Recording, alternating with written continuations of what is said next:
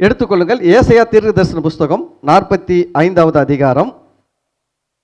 ஏசாயா தீர்க்கதரிசன புஸ்தகம் 45வது அதிகாரம் 1 முதல் நம்ம வாசித்து கொண்டிருக்கிறோம். இது இந்த வருஷத்தில் தேவன் நமக்கு வாக்கு தத்தம் கொடுத்தது இந்த அதிகாரத்திலிருந்து தான் கொடுத்திருக்கிறார். ஆமேன்.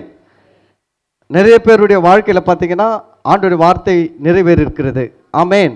அல்லேலூயா. கர்த்தர் இந்த வருஷத்தின் வாக்கு தத்தம் நமக்கு கொடுத்தது அந்த காலத்தில் இருக்கிற புதையல்களையும் ஒளிப்பிடத்தில் இருக்கிற பொக்கிஷங்களையும் உனக்கு கொடுப்பேன். ஆமேன். சொல்லுங்க. ஆமேன். கர்த்தர் எனக்கு அந்த காலத்தில் இருக்கிற புதையல்களையும் ஒளிப்பிடத்தில் இருக்கிற பொக்கிஷங்களையும் கொடுப்பார். ஆமேன். அல்லேலூயா. சரி, இதுக்கு ஆதாரமாக ஏசாயா 45:1 ஒரு சில வசனங்கள் வாசித்து நம்ம இதில் ஒவ்வொரு காரியமாக பார்த்து கொண்டிருக்கிறோம். வாசிக்கிறேன் என்னோடு கூட. கர்த்தராகிய நான் அபிஷேகம் பண்ணின கோரேசுக்கு முன்பாக ஜாதிகளை கீழ்ப்படுத்தி ராஜாக்களின் இடைக்கட்டுகளை அவிழ்க்கும்படிக்கும் அவனுக்கு முன்பாக வாசல்கள் பூட்டப்படாதிருக்க கதவுகளை திறந்து வைக்கும்படிக்கும் அவனை பார்த்து அவன் வலது கையை பிடித்து கொண்டு அவனுக்கு சொல்லுகிறதாவது, நான் உனக்கு முன்னே போய் கோணலானவைகளை செவ்வையாக்குவேன். உன்னை பெயர் சொல்லி அழைக்கிற இஸ்ரவேலின் தேவனாகிய கர்த்தர் நானே என்று நீ அறியும்படிக்கு வெண்கல கதவுகளை உடைத்து இருப்பு தாழ்பால்களை முறித்து அந்தகாரத்தில் இருக்கிற பொக்கிஷங்களையும் ஒளிப்பிடத்தில் இருக்கிற புதையல்களையும் உனக்கு கொடுப்பேன். நான் என் தாசனாகிய யாக்கோபின் நிமித்தமும் நான் தெரிந்து கொண்ட இஸ்ரவேலின் நிமித்தமும் நான் உன்னை பெயர் சொல்லி அழைத்து நீ என்னை அறியாதிருந்தும் உனக்கு நாமம் தரித்தேன். நானே கர்த்தர், வேறொருவர் இல்லை, என்னை தவிர தேவன் இல்லை, என்னை தவிர ஒருவரும் இல்லை என்று சூரியன் உதிக்கிற திசையிலும் அது அஸ்தமிக்கிற திசையிலும் அறியப்படும்படிக்கு நீ என்னை அறியாதிருந்தும் நான் உனக்கு இடைக்கட்டு கட்டினேன். நானே கர்த்தர், வேறொருவர் இல்லை. அல்லேலூயா. அல்லேலூயா. இந்த 6 வசனங்கள்லேருந்து நம்ம நிறைய காரியங்கள் பல வாரங்களாக பார்த்து கொண்டே வருகிறோம். ஒவ்வொரு வாரம் ஒவ்வொரு காரியங்கள் என்ன பண்ணுறோம், பார்த்து கொண்டே வருகிறோம். இந்த நாட்களில் நான் ஒரு காரியம் பேசுட்டு எனக்கு ஆவியானவர் ஒரு உந்துதல் கொடுத்தாரு. என்னன்னா, இயேசு சிலுவையில் பேசிய 7 வார்த்தைகளை 7 வாரம் பேசலாம். ஒரு வாரம் மன்னிப்பை பற்றி ஒரு வாரம் பேசலாம். எதுக்காக அதை நான் உங்களுக்கு பேச விரும்புகிறேன்னா, நீங்கள் அதிலிருந்து நிறைய கற்றுக்கொண்டு, சப்போஸ் உங்களுக்கு வெளியிலங்கன்னா ஒரு வாய்ப்பு கிடைக்கிறது 7 வார்த்தை பேசுறதுக்குன்னா நான் விசுவாசிக்கிறேன் வரோம். அப்போ நீங்கள் அப்படி போகும்போது நல்லா இன்னும் நல்லா பேசணும் அப்படின்றதுக்காகவும், அதுக்கு அடுத்தது ஒருவேளை உங்களுக்கு மற்றவங்களுக்கு வாய்ப்பு கிடைச்சா நீங்கள் பேசுறதுக்குன்னு உங்களுக்கு தெரியல கொஞ்சமாவது நீங்கள் கற்றுக்கொள்ளும்படியாக மன்னிப்பு, ஏன் இயேசு மன்னிப்பை பற்றி பேசினார் அதை ஒரு வாரம், இப்படி 7 வார்த்தைகளை 7 வாரம் தொடர்ந்து பேசலான்னு விரும்புகிறேன். ஆனால் இந்த ஏசாயா தீர்க்கதரிசன புஸ்தகம் 45வது அதிகாரத்திலிருந்து வாக்கு தத்தத்தின் அடிப்படையில் பார்க்கிற காரியங்களும் நிறைய இருக்குது. இப்போ இந்த வசனத்தோட 6ஓடு முடியல, தொடர்ந்து அந்த அதிகாரம் ஃபுல்லாகவே இருக்குது. அது என்னன்னா, இந்த இடத்துல தேவன் 2 காரியத்தை பேசுகிறாரு. அந்த தேவன் கோரேசை தெரிந்து கொள்ளுகிறார். கோரேசை தெரிந்து கொண்டு கோரேசுக்கு பல காரியங்களை செய்கிறார். ஏன் செய்கிறார்? இந்த இடத்துல என்ன சொல்றாருன்னா, ஆண்டவர் நான் உனக்கு என்னெல்லாம் செய்ய போறேன் சொல்றாரு, எப்படி செய்ய போறேன்னு சொல்றாரு. 2 காரியம் பேசுறாரு. உனக்கு என்னவெல்லாம் செய்ய போகிறேன் சொல்றாரு, அதுக்கு அடுத்தது எப்படியெல்லாம் செய்ய போகிறேன்னு சொல்றாரு, மூன்றாவது ஏன் இதை செய்கிறேன். ரொம்ப சிம்பிள். தேவன் ஏன் கோரேசுக்கு செய்கிறார், என்னென்னலாம் செய்ய போறேன்றதான் பார்த்தீங்கன்னா அவர் சொல்றாரு, நான் உனக்கு முன்னே போவேன், கோணலானவைகளை செவ்வையாக்குன்னு சொல்றாரு. அப்புறம் பொக்கிஷங்களையும் புதையல்களையும் கொடுப்பேன்றாரு. இதெல்லாம் என்ன செய்ய போறேன்றது, எப்படி செய்ய போறேன்றதுல தான் இருப்பு கதவுகளை உடைப்பேன், வெண்கல கதவுகளை உடைப்பேன், இரும்பு தாழ்பால்களை முறிப்பேன் அப்படிலாம் சொல்றாரு. அதுக்கு அடுத்தது ஏன் செய்கிற அப்படின்னும் போது, நான் தெரிந்து கொண்ட என் தாசனாகிய யாக்கோபின் நிமித்தமோ இஸ்ரவேல் நிமித்தமோ நான் உனக்கு இதையெல்லாம் செய்கிறேன். கவனிங்க, மொத்தம் 3 பிரிவாக சொல்றாரு அது ஆண்டவர். ஒன்று, ஏன் என்னெல்லாம் செய்ய போகிறேன். எப்பவுமே நம்மக்கிட்ட ஆண்டவர் எப்பவுமே பேசுவார், நான் உனக்கு இதையெல்லாம் செய்ய போகிறேன். அப்படின்னு ரொம்ப சந்தோஷம். தேவன் நமக்கு செய்ய போகிற காரியங்களுக்காக நம்ம சந்தோஷப்படணும். அதுக்கு அடுத்தது எப்படியெல்லாம் செய்வேன்னு சொல்லி பேசுவார். மூன்றாவது நான் ஏன் அதை செய்கிறேன்னு பேசுவார். நம்ம எல்லாத்தையும் ஒபே பண்ணணும், ஃபாலோ பண்ணணும், கீழ்ப்படியணும். நம்ம என்ன பண்ணோம்னா ஆண்டவர் என்னெல்லாம் செய்ய போகிறார் சொன்னால் சந்தோஷப்படுவோம், எப்படி செய்ய போகிறார் சொன்னாலும் சந்தோஷப்படுவோம். ஆனால் எதுக்காக செய்கிறாருன்னா அங்கே தான் கொஞ்சம் பிரச்சனை. என்னது எதுக்காகவா? எப்பவுமே கவனிங்க, நம்ம வாழ்க்கையில் தேவன் நம்மை ஆசீர்வதித்து கொடுப்பது எதற்காக? நமக்கு எல்லா நன்மைகளும் கொடுக்குறாரு, நீடித்த ஆயுளை கொடுக்குறாரு, பொருளாதார ஆசீர்வாதம் கொடுக்குறாரு, சமாதானம் கொடுக்குறாரு, எல்லாத்தையும் கொடுக்குறாரு. எதுக்காக கொடுக்குறாரு தெரியுங்களா? நீங்கள் அதை உங்களுக்கு மட்டுமே பயன்படுத்தினா அது தப்பு. இப்போ தேவன் எனக்கு வந்து ஒரு கோடி கொடுக்குறாருன்னா நான் அந்த 1 கோடியை எடுத்துன்னு போயிட்டு நான் எனக்கு சுயநலமாகவே நான் பயன்படுத்தணும்னா அது தப்பு. அந்த 1 கோடியை எடுத்துன்னு போயிட்டு நான் சரி அந்த செங்கல்பட்டில் ஒரு 4 கிரவுண்டு வாங்கி போடுவோம், மதுராந்தகத்தில் 1 ஏக்கர் வாங்கி போடுவோம். நாளைக்கு அங்கே டெவலப் ஆகுதான், இங்கே டெவலப் ஆகுதான், இங்கே இன்வெஸ்ட் பண்ணுவோம், அங்கே இன்வெஸ்ட் பண்ணுறோம். இன்வெஸ்ட்மெண்ட் பண்ணுறது தப்பு கிடையாது. ஆனால் தேவன் எதுக்கு கொடுக்குறாருன்னு தெரிஞ்சுக்கின்னு அதை பயன்படுத்தாமல் சுயநலமாக நம்ம அதை பயன்படுத்தும் போது அங்கே தான் தவறு பண்ணுறோம். என்ன ஆகும் நம்ம வாழ்க்கையில் அப்படின்னு பண்ணோம்னா நம்முடைய ஆசீர்வாதங்கள் ஒரு லெவலுக்கு மேலே போக மாட்டேங்குது, நின்றுடுது. அல்லேலூயா. அதுதான் பிரச்சனை. நம்மக்கிட்ட மனுஷன் ஏன் நல்லா இருக்க முடியலன்னா அவன் என்ன பண்ணிடுறான், கொஞ்சம் தேவன் கொடுக்குறாரு, எல்லாருக்குமே கொடுப்பாரு. கொடுக்கும்போது பார்க்குறாரு அவன் எவ்வளோ உண்மையாக இருக்கிறான், நம்மளை எவ்வளோ நேசிக்கிறான், நம்ம கொடுக்குறத நேசிக்கிறானா நம்மளை நேசிக்கிறானான்னு பார்ப்பாரு. எல்லாத்தையும் பார்த்து அவர் என்ன பண்ணுவார், சரி இவனை நம்பி என்ன பண்ணுவான், நிறைய கொடுக்கலாம். அதுதான் நீதிமொழிகளை சொல்லும், உண்மை உள்ள மனுஷன் பரிபூர்ணமான ஆசீர்வாதங்களை பெறுவான். தேவன் பார்க்குறாரு, 10 ரூபா கொடுத்துட்டு பார்க்குறாரு எவ்வளோ உண்மையாக இருக்கிறான். அந்த 10 ரூபாயில் 1 ரூபாவை எடுத்து ஆண்டவருக்கு நன்றி சொல்லி ஆண்டவருக்கு அதை கொடுத்தான்னு வச்சுக்கோங்களேன், கர்த்தர் அந்த மனுஷன் மேலே சந்தோஷப்படுகிறார். 10 ரூபா கொடுத்தது யார் தான்? தேவன் தாங்க. 10 ரூபா ஒன்றும் உங்கள் சுய முயற்சியில் வரல. நீங்கள் இந்த 10 ரூபா சம்பாதிக்கிறது வசனம் சொல்லுது, ஐஸ்வர்யத்தை சம்பாதிக்கிறதுக்கு அவர் பலன் தருகிறார். யோசிச்சு பாருங்க, எவ்வளோ பேர்கிட்ட பலன் இருக்குது, ஐஸ்வர்யம் இல்லை தெரியுங்களா, ஆசீர்வாதம் இல்லை, பலன் இருக்குதுங்க, உழைக்கிறாங்க, உழைக்கிறாங்க, பலன் இருக்குது, ஆனால் ஐஸ்வர்யம் இல்லை. ஆனால் தேவன் பலனையும் தருகிறாரு, ஐஸ்வர்யத்தையும் தருகிறார். புரியுங்களா? கர்த்தரின் ஆசீர்வாதமே ஐஸ்வர்யத்தை தரும், அதில் வேதனை இருக்காது.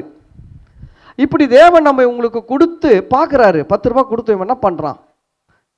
சில பேர் 10 ரூபா வந்தவொடனே கர்த்தரை 10 நாள் மறந்துடுவாங்க. இப்போ இவனை கொடுத்து 100 ரூபா கொடுத்தா, இவங்ககிட்ட 100 ரூபா கொடுத்தா எத்தனை நாள் மறந்துடுவான்? 100 நாள் கர்த்தரை மறந்துடுவான். அதுதான் பிரச்சனை. நம்மகிட்ட தான் நிறைய பிரச்சனை. ஆண்டவர்கிட்ட வந்து நம்மளை ஆசீர்வதிக்க கூடாத படிக்கு, நம்மை உயர்த்தக்கூடாத படிக்கு, நம்மை நன்றாக வைக்கக்கூடாத படிக்கு அவர்கிட்ட அவர் சைடில் எந்த தடையும் கிடையாதுங்க.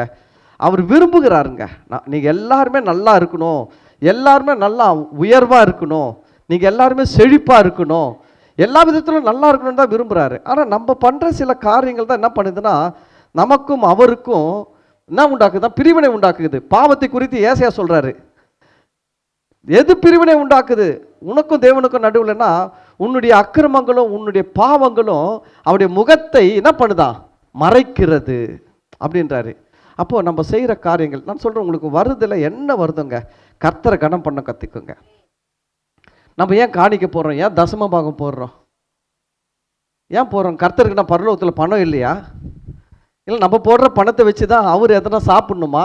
இல்லை அவர் நம்ம பூமியில் சர்ச்சை கட்டுறோம் அப்படின்ற மாதிரி அங்கே அவர் எதனா சர்ச்சை கட்டுறாரா நம்ம பணத்தை வச்சு?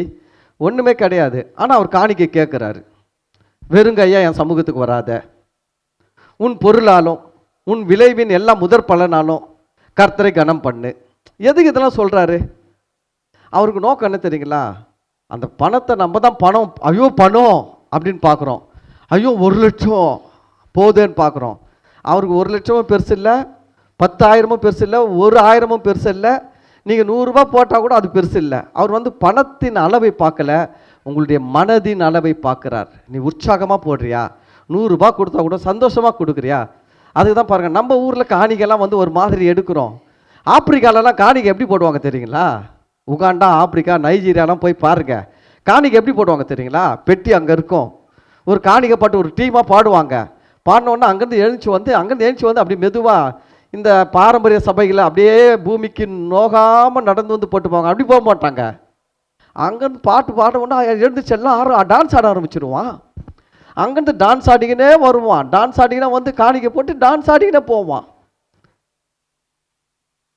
அவன் காணிக்கை போடுறதுக்காக அழுது போடல, சந்தோஷமாக போடுறான். கர்த்தர் அவனை அந்த தேசத்தில் இப்போ மாற்றின்னு வர்றாரு தெரியுங்களா?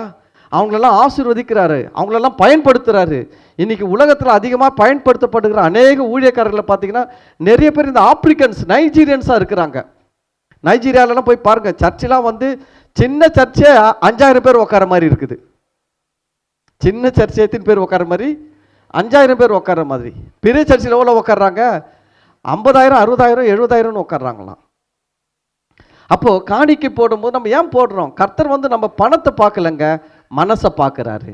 நீங்கள் ₹1 போட்டால் கூட சந்தோஷமாக என்னை கர்த்தர் எனக்கு கொடுத்தது, நான் நன்றியோடு இதை அவருக்கு சந்தோஷம் நன்றியாக சந்தோஷமாக போட்டுருன்ட்டு போட்டிங்கன்னா அதை கர்த்தர் சந்தோஷமாக ஏற்றுப்பாருங்க. கர்த்தர் வந்து 1,00,000 போட்டவன் தான் பெரியவன், அவன் தான் எனக்கு ரொம்ப பிடிச்சிருக்குது சொல்ல மாட்டார். ஏன்னா ஆண்டவர் ரொம்ப அழகாக அந்த தேவாலயத்தில் உட்காந்து யாரெல்லாம் காணிக்கை போட்டாங்கன்னு பார்த்தாரு. எல்லாம் காணிக்கை கைக்குள்ளே வச்சு தான் போட்டான் தெரியுங்களா? எல்லாம் பெரிய பெரிய நோட்டாக போட்டான். ஆனால் கர்த்தர் வந்து எல்லா நோட்டையும் பார்த்தாரு. சில பேர் கோல்டுலாம் போட்டான் தேவாலயத்தில். ஆனால் கர்த்தர் வந்து இத்தனை கிராம் தங்கம் போட்டான், இவன் தான் நிறைய போட்டான், இவ்வளோ டாலர் போட்டான், இவன் தான் நிறைய போட்டான்னு சொல்லலைங்க. 1 காசுக்கு சமமான 2 காசு போட்ட ஒரு ஏழையின் காணிக்கை கர்த்தர் மெச்சி கொண்டார், பாராட்டினார். ஏன்னா அந்த அம்மா வந்து கர்த்தருக்கு காணிக்கை போடும்போது அழுதுன்னு போடல, சந்தோஷமாக போட்டாங்க. அவர் சொல்கிறார் எல்லாருமே இருக்கிறதுலேருந்து போட்டான். அது ஒன்றும் பெரிய விஷயமே கிடையாது, இருக்கிறதையே போடுறது தான் பெரிய விஷயம். அல்லேலூயா. இருக்கிறதுலேருந்து போடுறது பெரிய விஷயம் இல்லை, இருக்கிறதையே போடுறது தான் பெரிய விஷயம். ஆமேன். அப்போ அதை ஆண்டவர் பாராட்டினார். சரி, நான் காணிக்கைக்காக பேச வரல, கொஞ்சம் ஏன் வந்துச்சுன்னு தெரியல, அது வந்துட்டு போவோம். சரி, அப்போது தேவன் வந்து நமக்கு ஏன் கொடுக்கிறார்? ஏன் கொடுக்கிறார்னா அந்த கொடுக்கறது எல்லாமே அவருடைய ராஜ்யத்துக்காக. நீங்கள் ஒரு மனநிலையில் வந்துட்டீங்கன்னா நான் சொல்கிறேன், உங்களை நம்பி நிறைய கொடுப்பார், நிறைய கொடுப்பாரு. உங்களுக்கு வழி தெரியாமல் இருக்கலாம், அவருக்கு எப்படி கொடுப்பாரு? என் வேலையில் சம்பளம் இவ்வளோ தான், அவருக்கு நமக்கு தாங்க சில வழிலாம் தெரியல, அவருக்கு நிறைய வழி வச்சிருக்கிறாரு. அவர் சொன்னார், காற்றையும் காண மாட்டீர்கள், மழையையும் காண மாட்டீர்கள், வாய்க்கால் என்ன பண்ணுங்க, வெட்டுங்கன்னாரு. என்ன சொன்னார்? காற்றையும் காண மாட்டீங்க, மழையும் காண மாட்டீங்க, வாய்க்காலை வெட்டுங்கள்னாரு. நீங்கள் வெட்டுவீங்களா? இப்போ நான் வந்து இப்போ சொல்கிறேன், நல்ல வெயில் அடிக்குது, மே மாதத்தில் வந்துட்டோம், ஏப்ரல் மாதம் வந்துட்டோம், சொல்கிறேன் நல்ல பெரிய குளமா விட்டுங்க, தண்ணி வரப்போகுது அப்படின்னா என்ன சொல்லுவீங்க? இதெல்லாம் இருக்கிற செலவில் இவர் ஒரு செலவு, ஏற்கனவே நிறைய செலவு இருக்குது, இதில் இவர் வேற வாய்க்கால் வெட்ட சொல்லி இதில் ஒரு செலவு வைக்க பார்க்குறாரு. மனுஷனுக்காகனா எப்படி? இதெல்லாம் இது ஏதோ ஒரு ஜூலை ஆகஸ்ட்டில் சொன்னால் கூட பரவாயில்ல, செப்டம்பர் மழை வரும் வெட்டலாம். இப்போ என்னத்துக்கு வாய்க்காலை வெட்டுறது? ஆண்டவர் சொன்ன வெட்டு வாய்க்காலை. அவங்க என்ன பண்ணாங்க தெரியுங்களா? அவங்க இருந்த இடம் ஃபுல்லாக வாய்க்காலை வெட்டினாங்க. அதுதாங்க விசுவாசம். விசுவாசன்றது என்ன? கர்த்தர் சொல்லிட்டாருன்னா செய்வார்ட்டு முழுசாக நம்புறது தாங்க விசுவாசம். வாய்க்காலை வெட்டினாங்க. அவர் சொல்லி தான் சொல்கிறாரு, காற்றையும் பார்க்க மாட்டேன், மழையும் பார்க்க மாட்டேன், வாய்க்காலை வெட்டுங்கள். இன்னொரு இடத்துல சொல்லுது, காற்றை கவனிக்கிறவன் விதைக்க மாட்டான், மழையை பார்க்கிறவன் அறுக்க மாட்டான். காற்றை கவனிச்சா என்ன பண்ண முடியாதான்? விதைக்க முடியாது.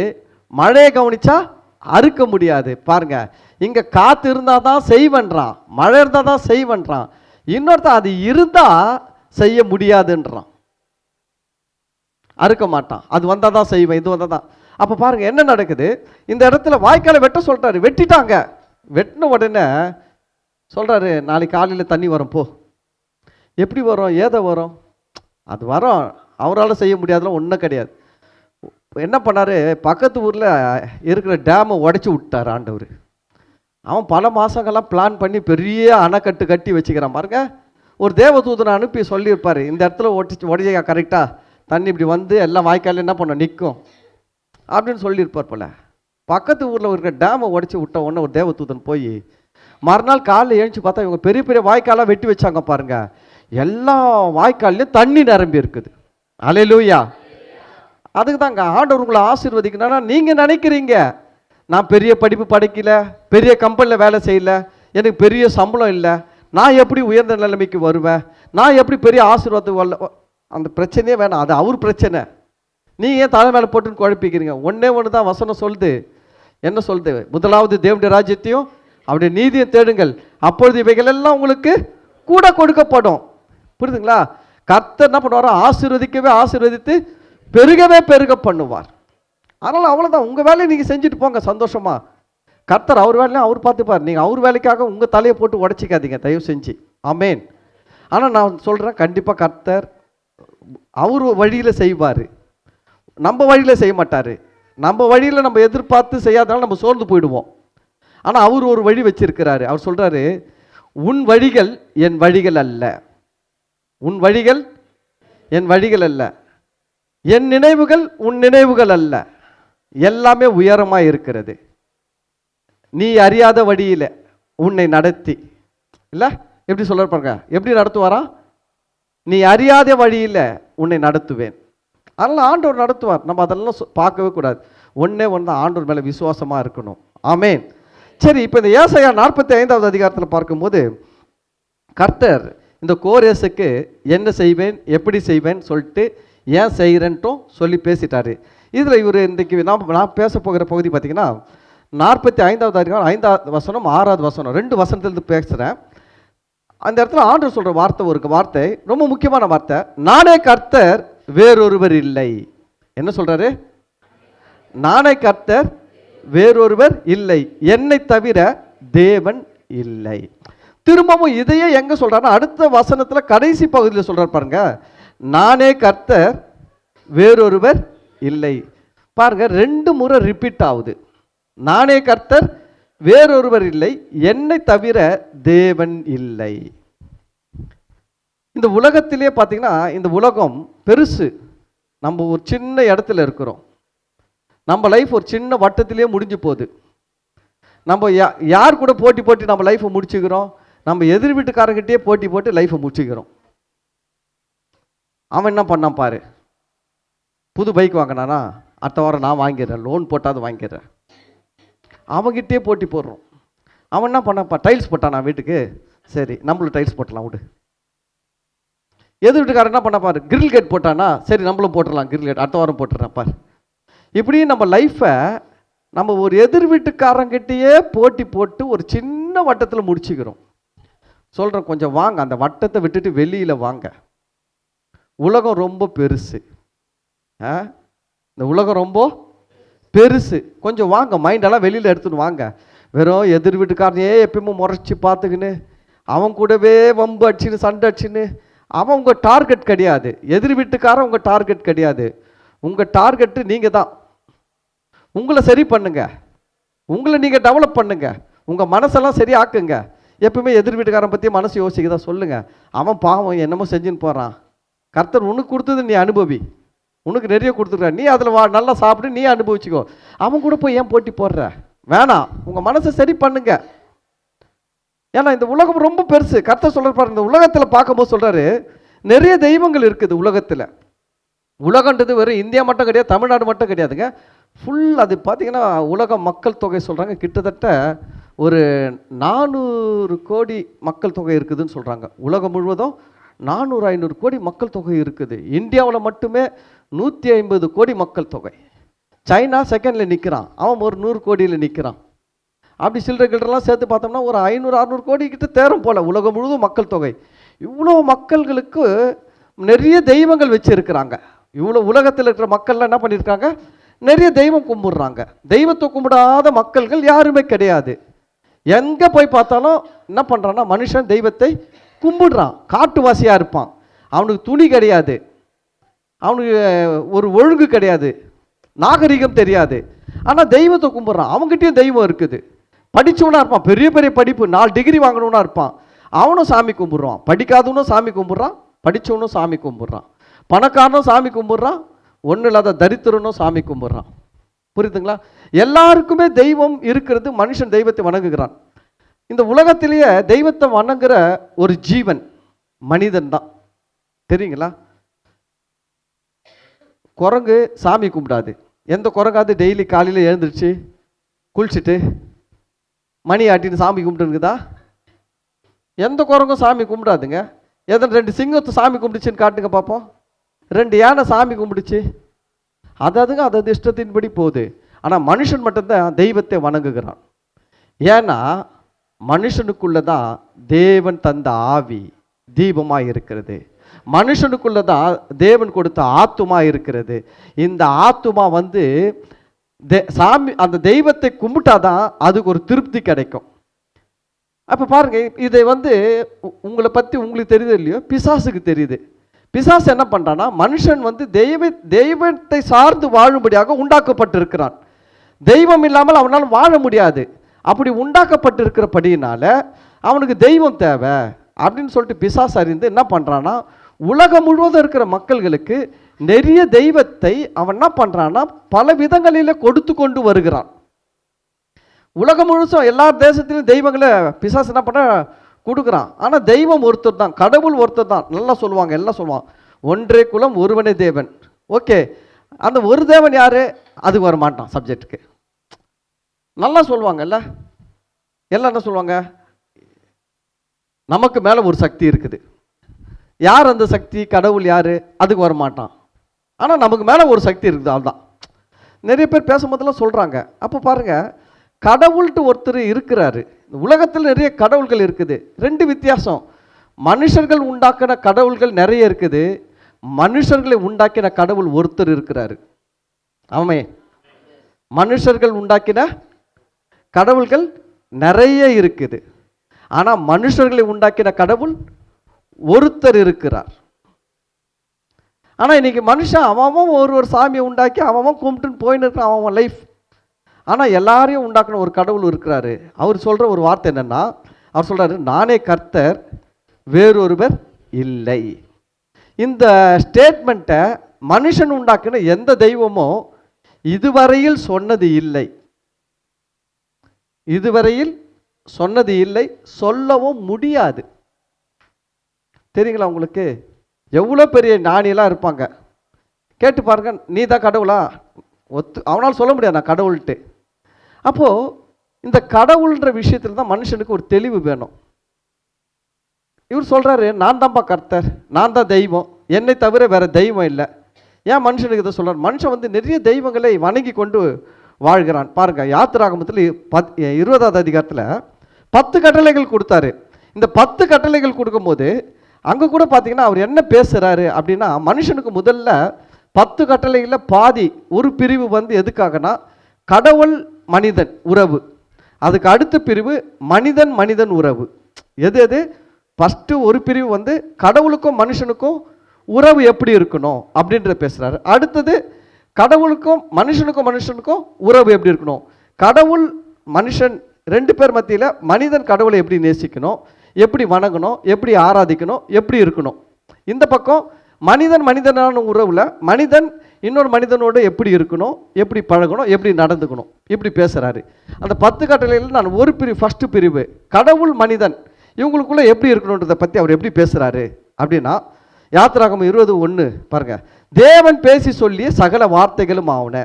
ரொம்ப கவனிக்கணும், தேவன் பேசி சொல்லிய சகல வார்த்தைகளும் ஆவன. இது வந்து சும்மா சாதாரணமாக கடவுள் பேசலைங்க. மோசே என்ற மனுஷனை மலை மேலே வர வச்சு, கவனிங்க, மலை மேலே வர வச்சு அந்த மலை மேலே யாருமே வரக்கூடாது சொல்கிறாரு. இந்த மலையை யாராவது தெரியாமல் தொட்டால் கூட செத்துருவான், ஏன்னா இந்த மலை மேலே நான் இறங்கி நின்று பேச போகிறேன். மலையை எவனை தெரியாமல் தொட்டால் கூட செத்துருவான். ஒரு மிருகம் வந்து மலை மேலே இடிச்சுதுன்னா கூட செத்துரும்.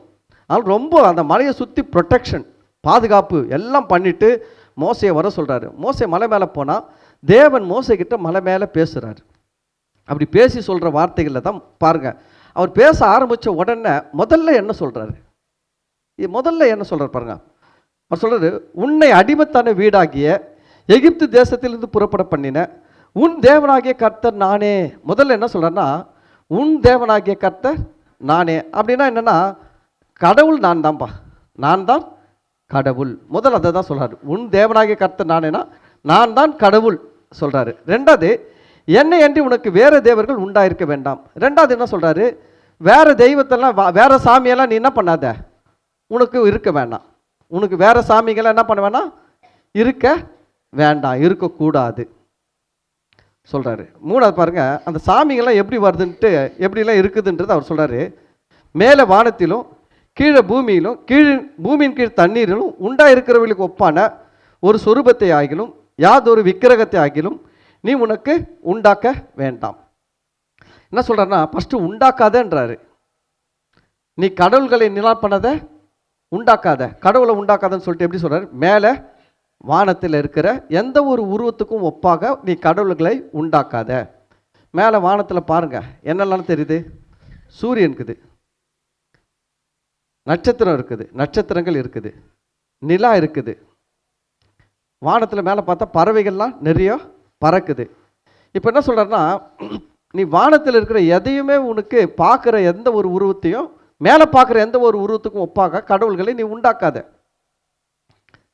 இதை பாருங்கள், இன்றைக்கி மக்கள் பாருங்கள், எல்லா தேசத்துலேயும் பரவலாக பார்த்தீங்கன்னா சூரியனை கடவுளாக நிறைய மக்கள் வணங்குறாங்க. சூரியனை மக்கள் என்ன பண்ணுறாங்க, கடவுளாக வணங்குறாங்க. என்ன சொல்கிறாங்க, சூரியன் இல்லைன்னா இந்த உலகமே இயங்காது, சூரியன் தான் முக்கியம். பிசாசுடைய பெரிய வேலையை திசை திருப்பி விடுறதான். பிசாசு என்ன பண்ணுவான்னா, மக்களை அவன் நல்லா போகிற வழியிலேருந்து வழியை திருப்பி விட்டுடுற வேலை செய்வான். என்ன பண்ணுவான், வழியை ரொம்ப, அதாவது ஒரு வாய்க்கால்லேருந்து தண்ணி வருதுன்னு வச்சுக்கோங்களேன், இது இப்படியே போச்சுன்னா கரெக்டாக போய் எங்கே சேர்ந்துடும், நிலத்துக்கு பயிருக்கு போய் சேர்ந்துடும். அது போகக்கூடாதுன்னா குறுக்க ஒரு வாய்க்காலை இப்படி வெட்டிட்டு என்ன பண்ணிட்டோம், தண்ணியெல்லாம் இப்படிக்கா திரும்பிட்டோம். பிசாசுடைய பெரிய வேலை என்னென்னா, கடவுள்கிட்ட மனுஷன் போகாதபடிக்கு திருப்பி விடுற வேலை தான். அவன் என்ன பண்ணுறான்னா, சில கடவுள்கள் மாதிரி சிலது உருவாக்கி அது மேலே பெரிய மனுஷனுக்கு பற்று, சூரியன் மேலே பெரிய பற்று, சூரியன் மேலே மிகப்பெரிய மதிப்பு மக்கள்களுக்கு. சூரியன் இல்லைன்னா ஒன்றுமே பண்ண முடியாது. அதனால் சூரியனை கடவுளாக நிறைய பேர் வணங்குறாங்க. ஆனால் இவர் சொல்கிறாரு, சூரியனை நான் தான் உண்டாக்குனேன், நீ சூரியனை வணங்காத, நிலாவை வணங்காத, நட்சத்திரங்களை வணங்காத. ஆனால் மனுஷன் பாருங்க இதிலெல்லாம் போய் சிக்கிக்கிறான். சூரியன், நிலா, நட்சத்திரம் இதெல்லாம் வணங்க ஆரம்பிச்சிட்டான். அதுக்கடுத்து பார்த்தா பூமியில் நீ பார்க்குற எதெல்லாம் பூமியில் இருக்குது அதெல்லாம் பாரு. பூமியில் நிறைய இருக்குது. மனுஷன் இருக்கிறான், எந்த மனுஷனையும் வணங்கக்கூடாது.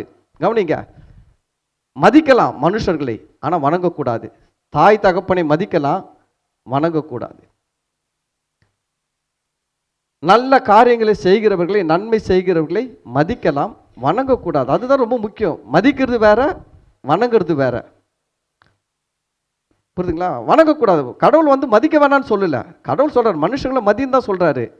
பைபிள் எல்லாம் நீங்க படிச்சு பார்த்தீங்கன்னா அவர் சொல்றாரு, வயதானவனுக்கு முன்பாக எழுந்து நின்று அவனை கனம் பண்ணு, நரைத்தவனுக்கு முன்பாக நீ நின்று என்ன பண்ண, அவனை கனம் பண்ணுன்றாரு. உன் தாயை தகப்பனை கனம் பண்ணுன்றாரு. ஆனா அதே சமயம் தாயை தெய்வம் ஆக்கிடாத. இன்னைக்கு பாருங்க எப்படி போயிருக்கு உலகம். தாயே தெய்வம், தாயை தவிர வேற தெய்வம் எதுவும் கிடையாது. இதுதான் பிசாசு பண்ற வேலை. பிசாசு என்ன பண்றான்னா, தாயை மதிக்க வேண்டும், தாயை தெய்வமாக்கக்கூடாது. அந்த கான்செப்ட் அங்கேயே தொடங்கிட்டான். இயேசுநாதர்கிட்ட இருந்து தொடங்கிட்டான். இயேசுநாதர் காலத்திலிருந்து என்ன பண்ணிட்டான், தொடங்கி இயேசுநாதர் மரித்து 300 வருஷம் கழித்து தொடங்கினான் தாயே தெய்வம்னு சொல்லிட்டு. இன்னைக்கு நிறைய கிறிஸ்தவர்கள் பார்த்தீங்கன்னா அம்மா தான் சாமி, ரட்சிக்கப்படாதவன் அவங்க அம்மாவை தெய்வமாக வணங்குறான். இயேசுவை நம்புறவன் என்ன பண்ணுறான்னா, இயேசுக்குன்னு ஒரு அம்மா இருக்கிறாங்களே அவங்க தான் தெய்வம். நான் என்ன கேட்குறேன், இயேசுக்கு அம்மா மட்டும் இல்லை அப்பா கூட இருந்தார், அவரை ஏன் விட்டீங்க? நான் என்ன சொல்கிறேன், நீ மதிச்சா அம்மாவை மதிக்கிற, அம்மாவை தெய்வம்னா அப்பா முக்கியம் இல்லையா? அப்போ வைக்கி, அப்பா ஃபோட்டோ வை. ஒன்று தெரியுமா, இயேசுநாதர் மட்டும் பிறக்கல, அவருக்கு பின்னாடி கிட்டத்தட்ட 5 சகோதரர்கள் பிறந்தாங்க. இயேசுநாதருக்கு 5 சகோதரர்கள், மரியாளுக்கும் யோசேப்புக்கும் 5 பிள்ளைகள் பிறந்தாங்கங்க இயேசுநாதருக்கு பிறகு. அந்த 5 பேரும் நிற்க வை. ஏன்னா அப்பா சாமினா அம்மா சாமினா வர புள்ளிங்களும் சாமி தானே, எங்க விட்ட? இதுதான் பிசாசு. பிசாசு என்ன பண்ணுவான்னா, ஆண்டவருக்குள்ள வரும்ன திசை திருப்பி விடுவான். அவன் வந்து எப்படி கெடுப்பான்னா, நீ வணங்கவே கூடாதுன்னு சொல்ல மாட்டான். இயேசுநாதர் கோயிலுக்கும் போ, வீட்டில் இயேசுநாதர் ஃபோட்டோவை வச்சுக்கோ. நான் சொல்கிறேன், அது ஒரு விக்கிரகம். இயேசுநாதர் ஃபோட்டோவை நீங்கள் வீட்டில் வச்சுருந்தீங்கன்னா நீ சர்ச்சுக்கு எத்தனை வருஷம் வந்தாலும் நல்லா இருக்க மாட்டீங்க, நல்லாவே இருக்க மாட்டீங்க. உங்கள் வீட்டில் இயேசுநாதர் ஃபோட்டோ இருக்குது, மாதா ஃபோட்டோ இருக்குது, தேவதூதன் கேப்ரியல் ஃபோட்டோ வாசலில் இருக்குது, மைக்கேல் ஃபோட்டோ வாசலில் தொங்குதுன்னா நான் சொல்கிறேன், உனக்கு சத்தியமே இல்லை. உங்கள் மைண்டில் என்ன இல்லைன்னா, உங்களுக்குள்ளே என்ன இல்லை? சத்தியம் இல்லை. சத்தியத்தையும் அறிவீர்கள், சத்தியம் உங்களை விடுதலை ஆக்கும். புரியுதுங்களா? சத்தியம் தாங்க உங்களை விடுதலை ஆக்கும். ஏன் வெளியில் கேப்ரியல் மைக்கேல் ஃபோட்டோ பிசாசை குத்துற மாதிரி வச்சுருக்கிறாங்க? அவங்களுக்கு பயம் இருக்குது, பயத்திலிருந்து விடுதலை இல்லை. ஏன் பயத்திலிருந்து விடுதலை இல்லை? அந்த பயத்திலிருந்து விடுதலை இல்லாதனால அவங்க என்ன பண்ணுறாங்க, வெளியில் ஃபோட்டோ மாட்டி வச்சு அந்த ஃபோட்டோ நல்லா இருக்கிற வரைக்கும் வச்சுருப்பான். அது கொஞ்சம் கருப்பாயிடுச்சுன்னா ஃபோட்டோ கருப்பாயிடுச்சு, வேறு ஃபோட்டோ மாற்று. ஏன்னா அவனுக்கு விடுதலை இல்லை, உள்ள பயத்திலிருந்து விடுதலை இல்லை. ஆனால் அவன் சத்தியம் போகும்போது வசனம் உள்ளே போச்சுன்னா அந்த வசனம் அந்த பயத்திலிருந்து உங்களை விடுதலை ஆக்கும். உங்களுக்கு சத்தியம் உள்ள வேணுங்க. சத்தியத்தையும் அறிவீர்கள், சத்தியம் உங்களை விடுதலை ஆக்கும். அப்போ என்ன மனுஷன் பாருங்க, விடுதலை இல்லாததுனால அவன் பயப்படுறான். வெளியில் ஒரு ஃபோட்டோ, உள்ள ஒரு ஃபோட்டோ, எல்லா ஃபோட்டோ மாட்டி வைக்கிறான். தயவு செஞ்சு உங்கள் வீட்டில் ஒரு சீனரி வைங்க, தப்பு கிடையாது. ஒரு வசனம் இருக்குது, ஒரு சீனரி இருக்குது, அது தப்பு கிடையாது. ஆனால் ஒரு மார்த்தாள் ஃபோட்டோ, இன்னும் பார்த்தீங்கன்னா இயேசுநாதர் ஃபோட்டோ, இயேசுநாதர் ஒளி விடுற மாதிரி, கையிலேருந்து ஒளி விடுற மாதிரி ஒரு ஃபோட்டோ.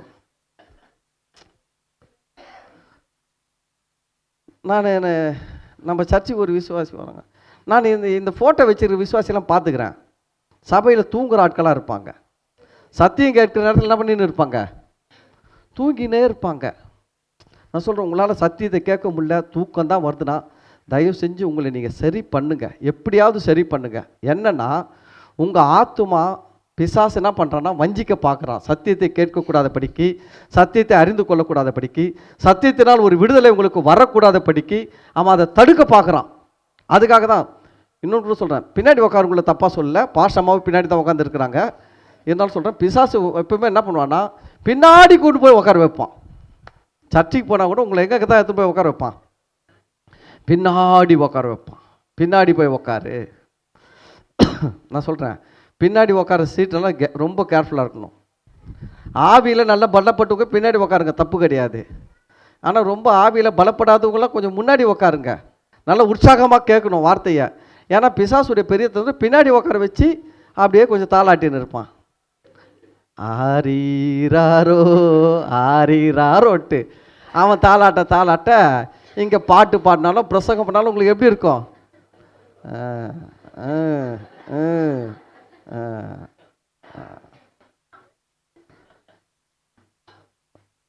நான் பார்த்துக்கிறேன், நம்ம சர்ச்சைக்கு வந்தாங்க தூங்குற கேஸ், ஆனால் நல்லா தூங்குவாங்க. வீட்டில் போனால் இயேசுநாதர் ஒளி விடுற மாதிரி ஒரு ஃபோட்டோ வச்சுக்கிறாங்க.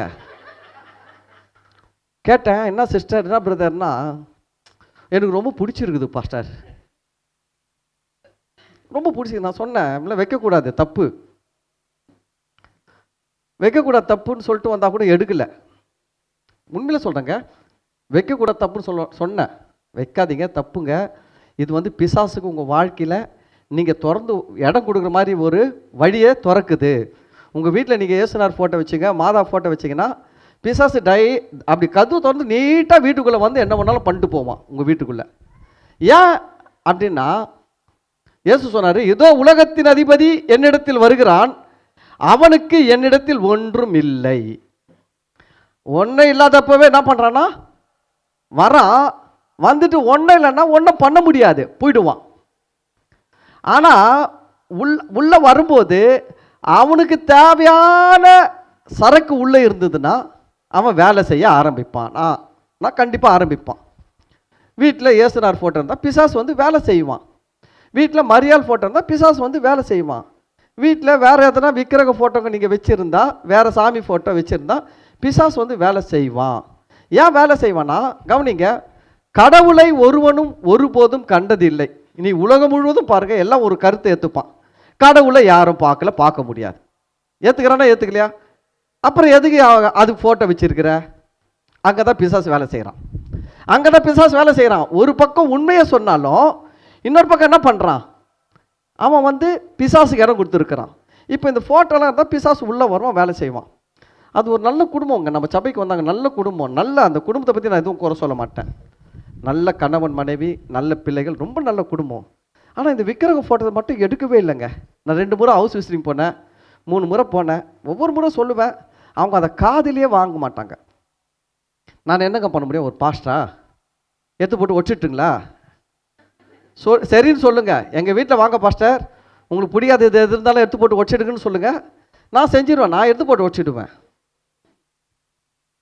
ஆனால் எனக்கு என் கையும் கட்டி போட்டுடுறீங்க. புரியுதுங்களா?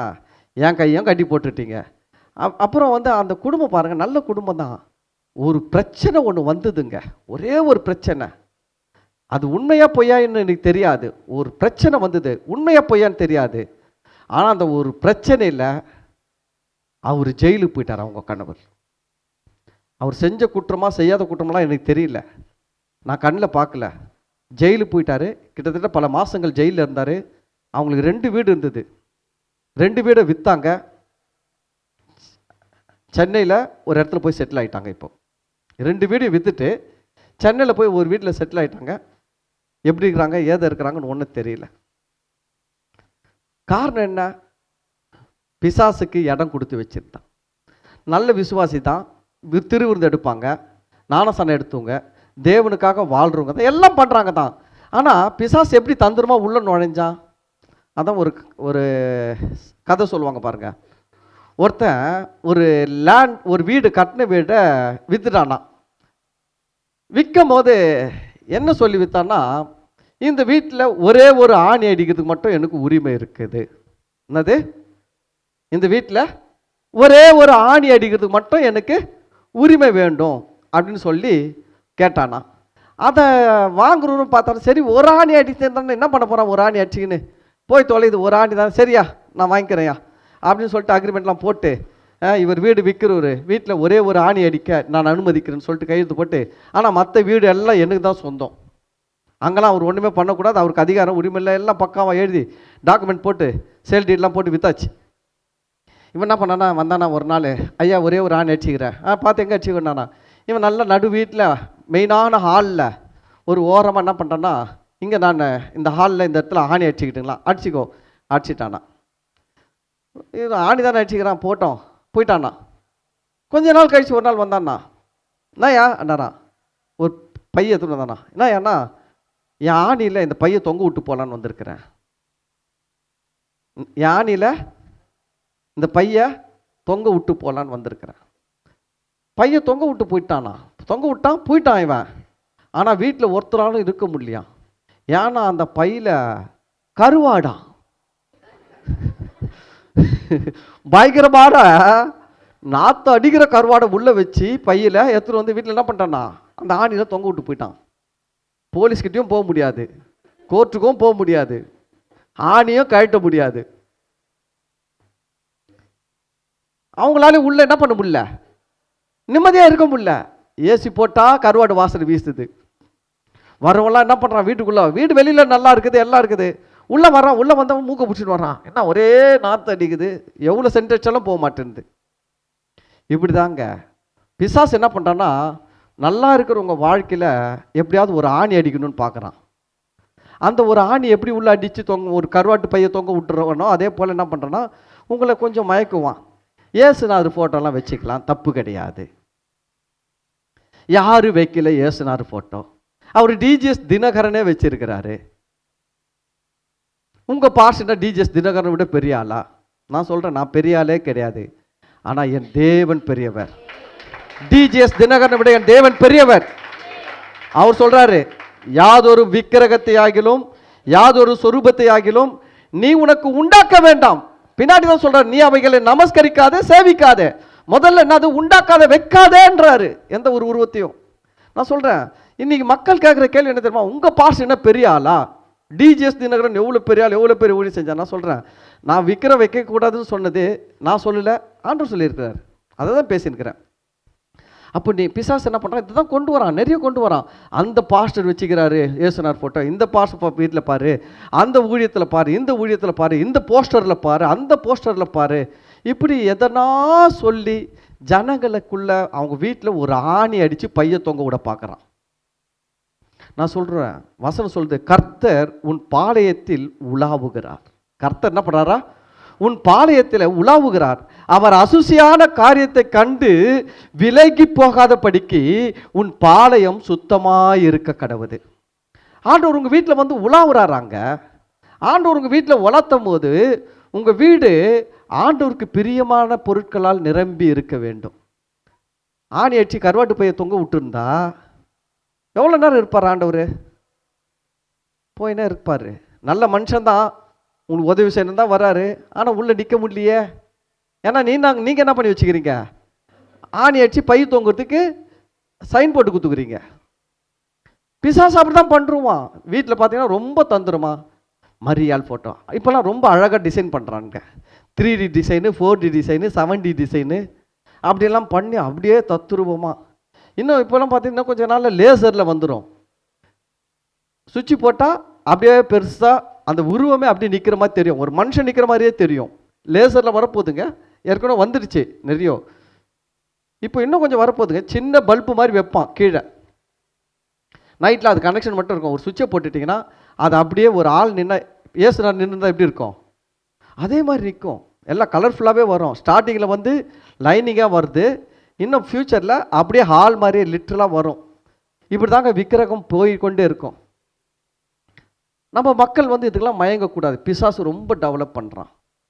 ரொம்ப அந்த உருவத்தை வச்சு அழகான உருவங்கள் பாருங்கள். 2 விதத்தில் மக்களை பிடிக்கிறான். ஒன்று பயங்காட்டி பிடிக்கிறான்.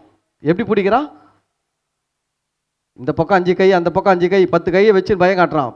மரியாதை, கொன்னுடுவோம், உன்னை பொழந்துருவேன், வெயிடா என்ன உள்ள, அப்படி வச்சு பயம் காட்டி உள்ளே வர்றான்.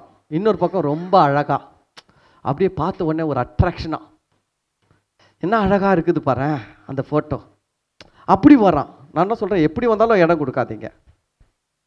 ஏன்னா தேவன் சொல்கிறாரு, அவர் தேவன் பேசி சொல்லிய சகல வார்த்தைகள் இல்லை என்னன்னா, மேலே வானத்திலும் கீழே பூமியிலும் பூமியின் கீழ் தண்ணீரிலும் உண்டாயிருக்கிறவைகளுக்கு ஒப்பான ஒரு சொரூபத்தை ஆகிலும் யாதொரு விக்கிரகத்தை ஆகிலும் நீ உனக்கு உண்டாக்க வேண்டாம்.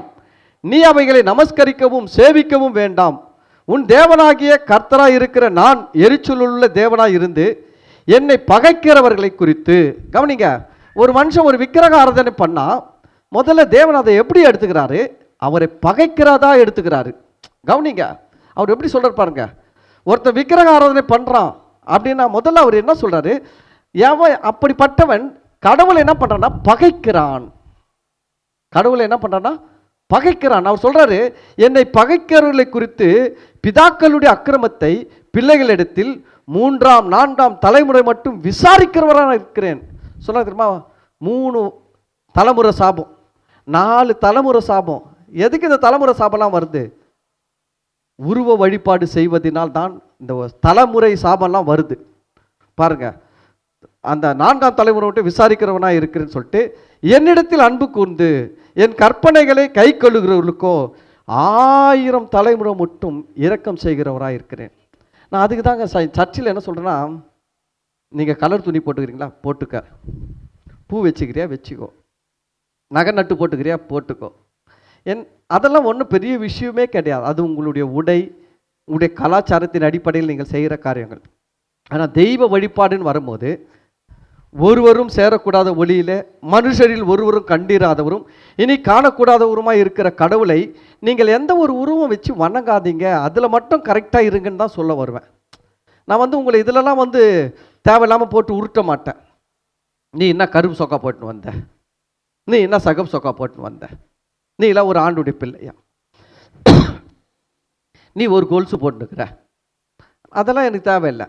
நான் என்ன சொல்கிறேன்னா, தேவனை அதை பற்றி ரொம்ப பெருசாக பேசலை. அவர் ரொம்ப பெருசாக இந்த பைபிள் ஃபுல்லாக அவர் நிறைய விஷயம் எதை பற்றி பேசிக்கிறாருன்னா, இந்த விக்கிரகத்தை வணங்குறதை பற்றி தான் பேசியிருக்கிறாரு.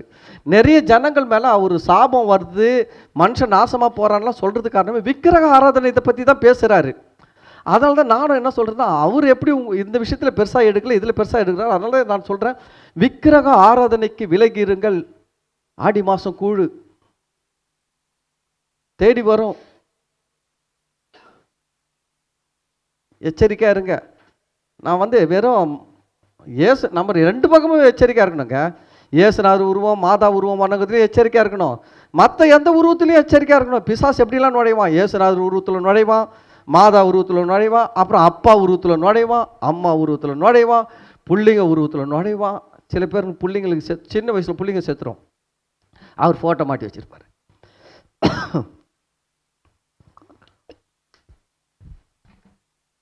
குழந்தை செத்துச்சு, அந்த ஃபோட்டோ மாட்டி வச்சிருப்பார்.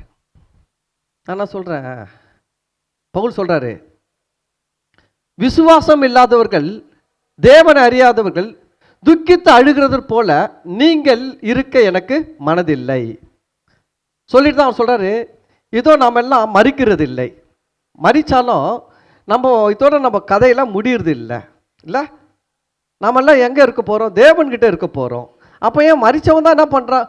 தேவனை அறியாதவன் தான் செத்துட்டு பேர் ஐயோ போயிட்டாரே போயிட்டாரே போயிட்டான்னு ஒரே ஒப்பாரி வச்சு ஒரே அமகலம் பண்ணுறான். ரட்சிக்கப்பட்டவன் நான் சொல்கிறேன், ரட்சிக்கப்பட்ட ஆண்டுடைய பிள்ளைகள்லாம் செத்தா ஒப்பாரிலாம் வச்சு அழவே அழாதீங்க தயவு செஞ்சு. உங்களுக்கு கஷ்டமாக தான் இருக்கும். நம்ம கூட வாழ்ந்தவங்க, நம்ம கூட இருந்தவங்க செத்துட்டாங்க, சரி ஓகே.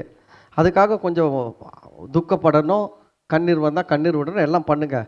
ஆனால் அதுக்காக ஒரே புலம்பி இனி என் வாழ்க்கையில் நான் என்ன செய்வேன், இனி நான் எப்படி இருப்பேன், நான் என்ன நடத்துப்பேன் அப்படின்னா நீங்கள் புலம்பி, அதாவது என்ன சொல்கிறது, ஒரு மனமுறிவுக்குள்ளே போயிடக்கூடாது. மனமுறிவு, டிப்ரெஷன், பெரிய கவலையில் போய் சிக்கிக்கக்கூடாது. உலகத்தில் சிக்கிக்கிறான், ஏன்னா அவனுக்கு கடவுளை பற்றிய ஒரு தெளிவு இல்லை. ஆனால் நமக்கு அப்படி இல்லைங்க. நம்ம செத்த உடனே நம்முடைய ஆண்டுடைய பிள்ளைகள் தேவனுடைய ராஜ்யத்திலே தேவன் கூட போய் சேர்ந்துடுறாங்க. நரகத்துக்கு கூட போகல, பாதாளத்துக்கும் போகல, தேவன்கிட்ட போய் சேர்ந்துட்டாங்க. அவங்க தேவன்கிட்ட அவங்க சந்தோஷமா இருக்கிறாங்க பரலோகத்தில். நீங்கள் இங்கே என்னத்துக்கு கண்ணை கசகின்னு? அவர் கஷ்டமாக இருந்தால் நீங்களே கஷ்டப்படலாம். அவர் பரலோகத்தில் ஆண்டவர் கூட அவர் ரொம்ப சந்தோஷமாக ஹாப்பியாக இருப்பாருங்க. நான் சொல்கிறேங்க, ஸ்மித் விக்கில்ஸ்வொர்த் அவருடைய மனைவி இறந்துட்டாங்க. அவர் எங்கேயோ ஊழியம் போயிருக்கிறாரு. போயிருக்கிற நேரத்தில் செய்தி வருது, உங்கள் மனைவி இறந்துட்டாங்கன்ட்டு. அவர் அங்கேருந்து பரபரப்பாக ஊழியத்தெல்லாம் முடிச்சுட்டு கடகடன்னு வந்தாராம். அவர் மனைவி வீட்டில் டெட் பாடி கடத்தி இருக்குது. சொன்னார், சொந்தக்காரங்களாம் இல்லை வெளில போங்க, வெளில போக சொல்லிட்டு இந்த பாடி எடுத்து செவுத்தில் நிற்க வச்சாராம். இவர் நல்லா ஹைட் வெயிட்டாக இருப்பார், பிளம்பர். இவர் எடுத்து நிற்க வச்சாராம் பாடியை. ஸ்மித் விக்கில்ஸ்வொர்த் அவர் செத்து போன 17 பேர் உயிரோடு எழுப்பியிருக்கிறாரு.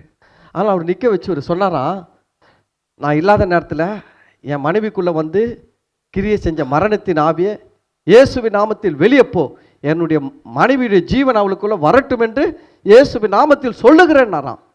பாருங்கள், அந்த அம்மா கொஞ்ச நேரத்தில் கண்ணு திறந்து பார்த்தாங்களாம் ஸ்மித் விக்கில்ஸ்வொர்த்தை. பார்த்துட்டு, darling why are you disturb me அப்படின்னாங்களாம். அப்படின்னா என்னென்னா, ஏங்க என்னை தொந்தரவு படுத்துனீங்க அப்படின்னாங்களாம்.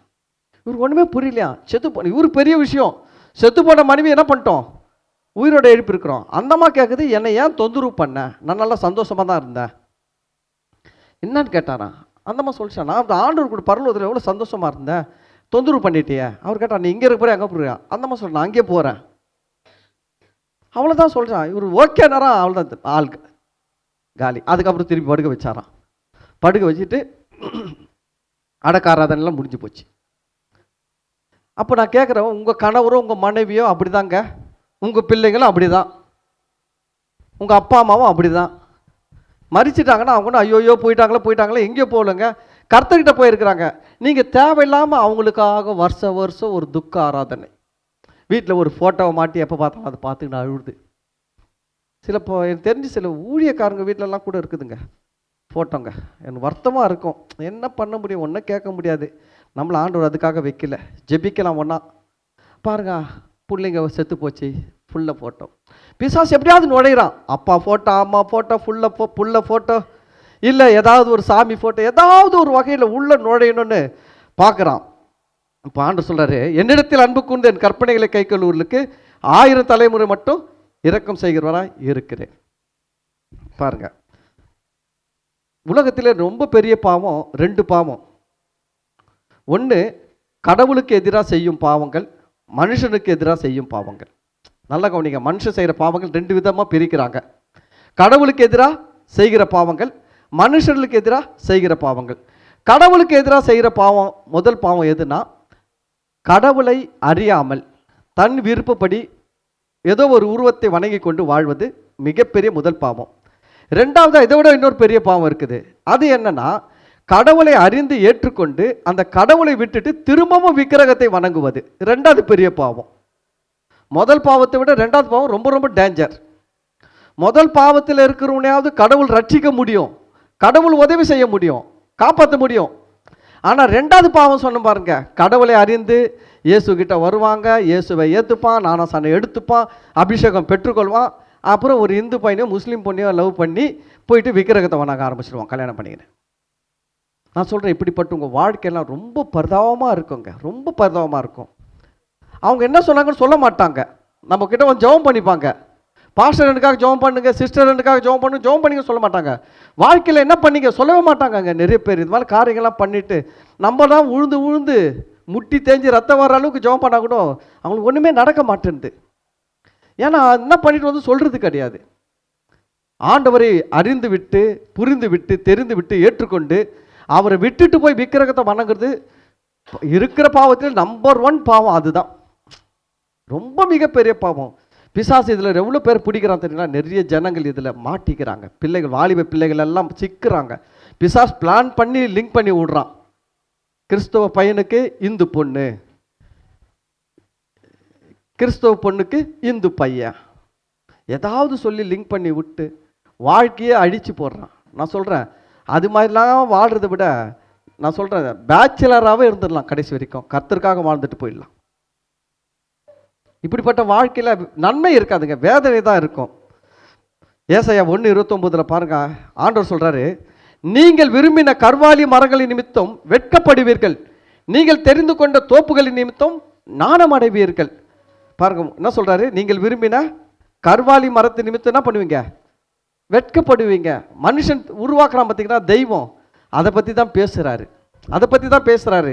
எனக்கு இந்த சாமி பிடிச்சிக்குது, எனக்கு அந்த சாமி பிடிச்சிக்குதுன்னு மக்கள் மனிதன் உருவாக்குகிற தெய்வங்கள், அது நிமிஷம் மக்கள்கள் வருத்த தான் படுவீங்க. சொல்கிறாரு, வெட்கப்படுவீங்க, ஞானம் அடைவீங்கன்னா ரொம்ப உங்கள் வாழ்க்கை ரொம்ப கேவலமாக தாங்க இருக்கும், நல்லா இருக்க முடியாது. அல்லேலூயா. வசனம் சொல்லுது, விக்கிரகத்தை வணங்குகிறவர்களுக்கு வேதனைகள் பெருகும். விக்கிரகத்தை வணங்குகிறவர்களுக்கு வேதனைகள் பெருகும். நான் சொல்கிறேன், ஏன் இதெல்லாம் நடக்குதுன்னா, சொன்னார் பாருங்க, எந்த ஒரு மனுஷன் எந்த ஒரு உருவத்தை வணங்கும் பொழுது அவன் வானத்தையும் பூமியும் தன்னையும் படைத்த தெய்வத்தை பகைக்கிறான். தெய்வம் அவனுக்கு எதிராக இருக்குது, அதனால் அவன் வாழ்க்கையில் இதெல்லாம் நடக்கும். அப்போ இந்த நாளில் ஒரு தீர்மானம் எடுங்க. ஃபஸ்ட்டு உங்கள் வீட்டை போய் செக் பண்ணுங்க.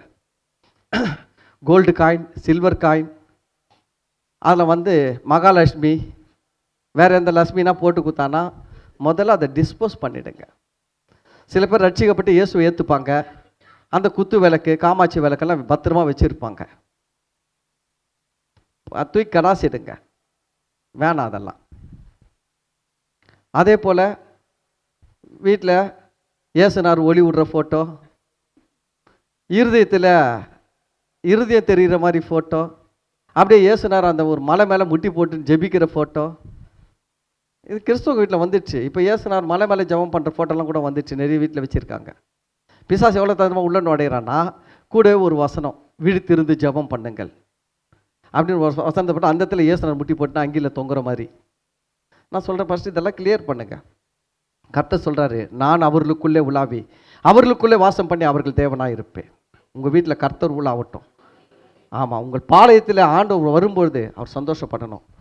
உங்கள் பாளையத்தில் ஒரு ஆணி இருக்கக்கூடாது, அந்த ஆணியில் கருவாட்டு பை தொங்கக்கூடாது. ஆமென். அதை பத்திரமா பார்த்துக்கங்க. இந்த நாளில் உங்களுக்கு நான் சொல்ல விரும்புகிறது அதுதான். கர்த்தர் உங்களை ஆசீர்வதிப்பார். ஆன்லைனில் பார்க்குறவங்களும் கொஞ்சம் சிந்திச்சு பாருங்கள், கர்த்தருக்கு இடம் கொடுங்க. நான் ஒன்றும் என் சொந்த காரியத்துக்காக பேசலை, என் தேவைக்காக நான் பேசலை, தேவனுடைய வார்த்தையை பேசியிருக்கிறேன். கர்த்தர் கீழ்ப்படிகள். கர்த்தர் உங்களை ஆசீர்வதிப்பார்.